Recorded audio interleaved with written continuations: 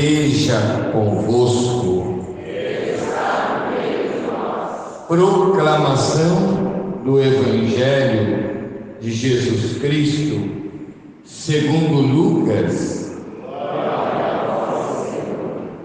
Aconteceu que num dia de sábado, Jesus foi comer na casa de um dos chefes dos fariseus, e eles o observavam.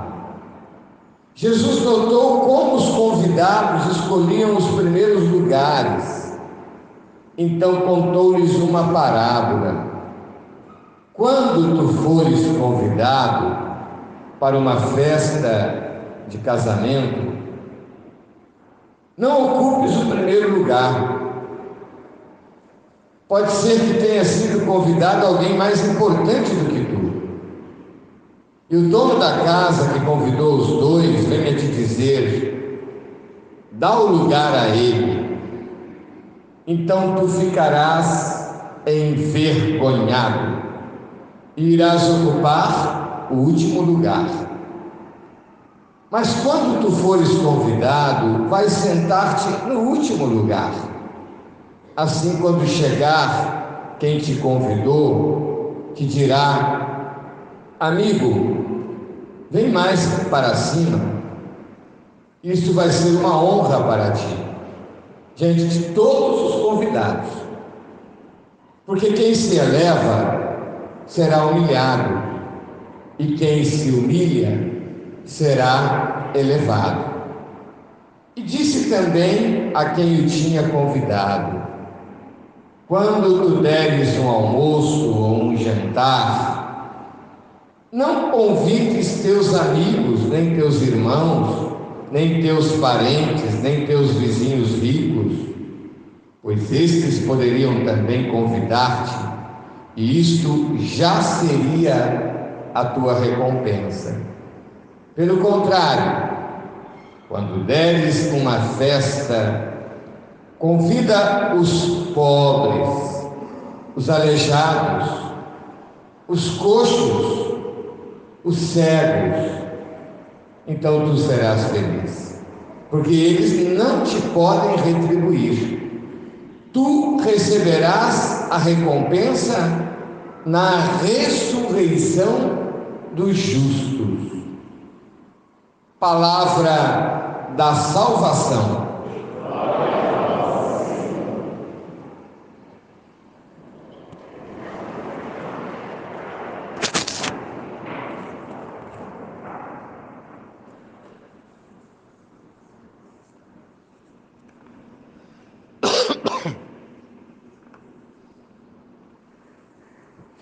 Meus irmãos e irmãs,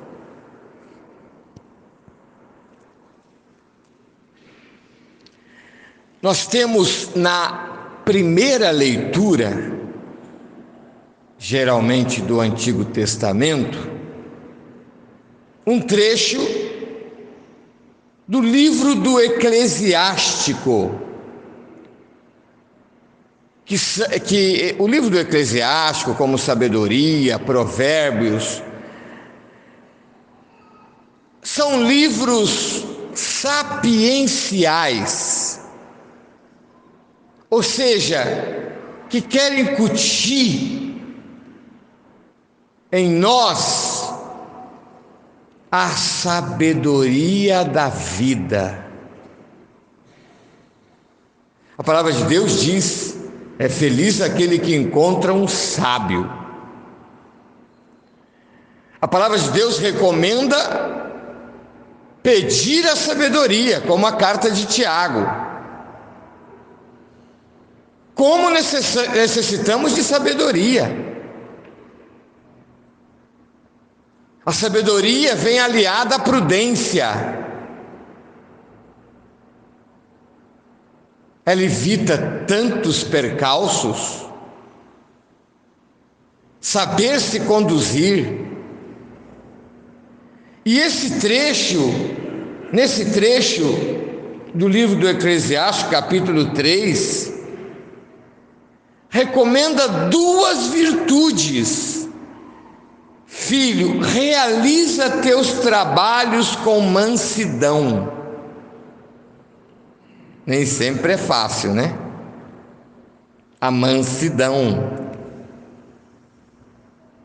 Há uma tendência, sobretudo nesse mundo hoje, de correria, de frenesi. Há uma tendência, às vezes, de ficarmos agitados e até irritados. No entanto, a palavra está dizendo: realiza teus trabalhos com mansidão. E a outra virtude que esse trecho do Eclesiástico recomenda: na medida que fores grande, deverás praticar a humildade. Mansidão e humildade.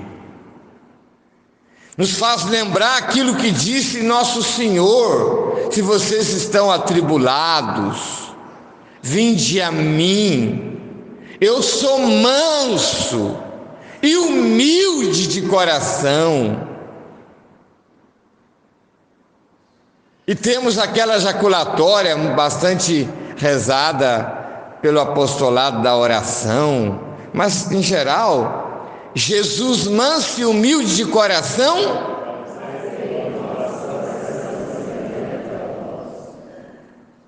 Jesus é por excelência manso, é o Cordeiro. O livro de Isaías, capítulo 53, falando da sua paixão, da paixão do servo sofredor, diz que como cordeiro mudo, ele não abriu a boca. Pensemos na mansidão de Jesus quando Judas vem e dá um beijo de traição. Qualquer um de nós ia rejeitá-lo. O que disse Jesus? Com beijos traz o Filho do Homem.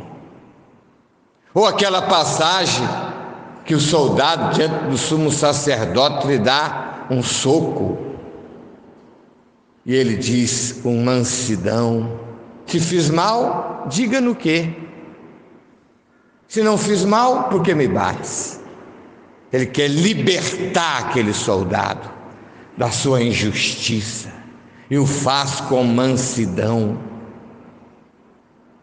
Eu me lembro, uma pessoa me disse: padre, minha avó, ela era bastante temperamental, ela era do apostolado da oração, mas ela lutava contra o seu temperamento.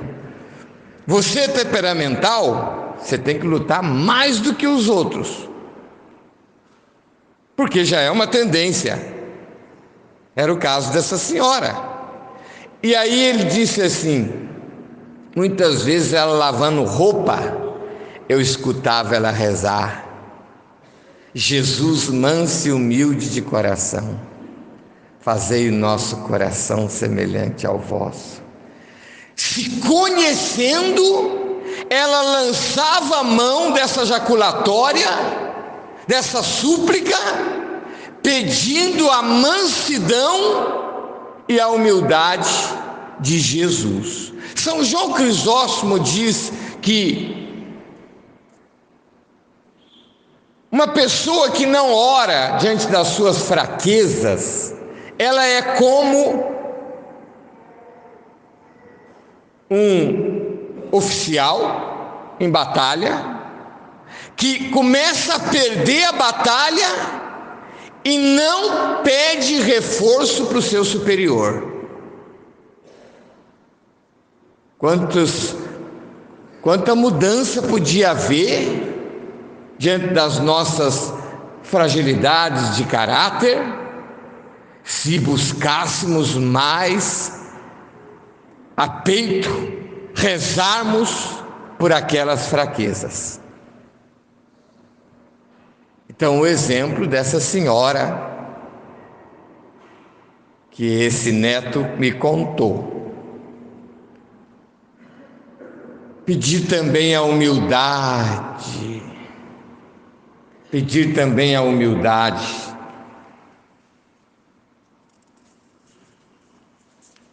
Nosso Senhor disse em relação à humildade: para o mal do orgulhoso não existe remédio, pois uma planta de pecado está enraizada nele e ele não compreende. Uma semente, uma planta de pecado está enraizada nele. Quantos problemas devido ao orgulho!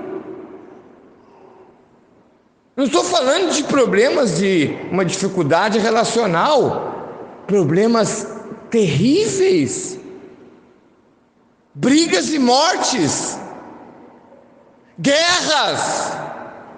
Muitas vezes os chefes das nações declaram guerra por orgulho, porque quer mostrar que a sua nação tem que ter mais projeção que a outra, além do apego por territórios ou outras conquistas. O orgulho enraizado no coração e, portanto, ceifando vidas. A humildade já foi chamada de mãe das virtudes. Nosso Senhor disse: quem se exaltar será humilhado, quem se humilhar será exaltado. E o livro do Eclesiástico, noutra passagem, diz que a humildade, a oração do humilde, ultrapassa os céus. Lembremos daquela passagem do publicano e do fariseu, em que o fariseu foi à frente se autoelogiando por aquilo que ele cumpria em relação à lei, e o publicano ficou atrás na sinagoga batendo no peito e clamando piedade, misericórdia de Deus. E Nosso Senhor disse: a oração do publicano chegou aos céus, foi justificada. Também na nossa relação com Deus, a humildade. Isso a gente vê nos santos. Eles projetam tudo para Deus. A bem-aventurada Virgem Maria, tão agraciada, o Senhor fez em mim maravilhas. Ela atribui a Deus. Paulo diz: não sou digno de ser chamado apóstolo, porque eu persegui a igreja de Deus. Ele reconhecia que foi por benevolência divina que Cristo transformou de perseguidor em apóstolo. No Santo Evangelho de hoje,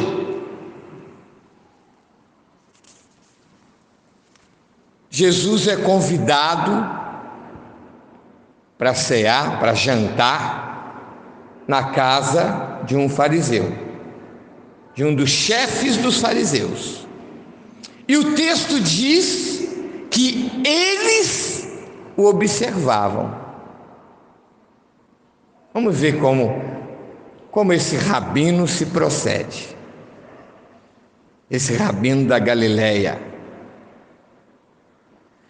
No entanto, o Evangelho diz também que Jesus os observava e notou como os convidados escolhiam os primeiros lugares.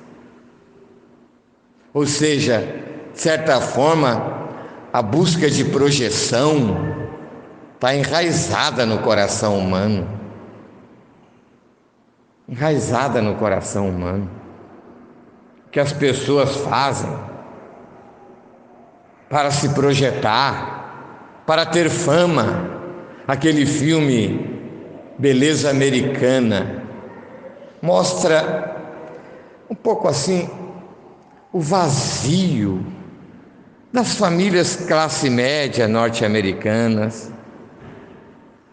E uma moça diz assim: eu tenho que ser modelo, porque não existe coisa pior do que não ser famoso. E José de Nazaré? E Maria de Nazaré? Naquela pequena aldeia da Galileia, Hoje uma cidade de seus 35 mil habitantes, naquele tempo uma aldeia. No entanto, a mãe do Senhor, mas na simplicidade, na humildade, olhou para a humildade da vossa serva. A humildade nos faz entrar na perspectiva de uma liberdade interior. Você não precisa ocupar tal posição, porque você tem senso, você tem um sentido da sua dignidade. Você sabe que você tem um valor por si mesmo, como filho de Deus, como filha de Deus. Mas veja o que o mundo faz. E nosso Senhor nota, tanto que Ele diz: quando fores convidado, ocupa o último lugar. Pode ser até que te chame para frente. Então até é uma questão de sabedoria vivencial. Pelo contrário, se você senta à frente e alguém diz: dá o lugar para essa pessoa, ele é o mestre dos mestres, ele é o sábio por excelência. Ele veio nos ensinar a viver. Devemos pautar a nossa vida no Evangelho de nosso Senhor e pedir as virtudes do seu coração, desejando sermos configurados com Ele, identificados com Ele, pedindo que Ele nos faça manso, que Ele nos faça humilde. Por outro lado, na sequência do Evangelho, nosso Senhor demonstra que a humildade também nos deve projetarmos para a gratuidade. Quando você der uma festa, não convida aqueles que poderão te convidar depois. Você vai ter a sua recompensa. Convida os pobres, coxos, cegos, aleijados. Gratuidade. Gratuidade. Quantas pessoas vemos vivendo essa gratuidade nas nossas comunidades? E aqui também, hoje estamos lembrando um verdadeiro exército de leigos e leigas, que fazem a diferença no mundo e no cenário eclesial. E somos muito gratos a vocês. Mas mantenham sempre, queridos, a virtude da humildade. Sempre. Quando ocupares uma função um pouco mais de destaque, como eu, sacerdote, mais ainda devemos cultivar a humildade e nunca usurparmos daquilo que por graça Deus nos concedeu. Tudo procede dele. Paulo diz: pela graça de Deus eu sou o que sou. Louvado seja nosso Senhor Jesus Cristo. Mais difícil que seja seguir tua palavra, queremos ouvir. Por mais difícil de se praticar tua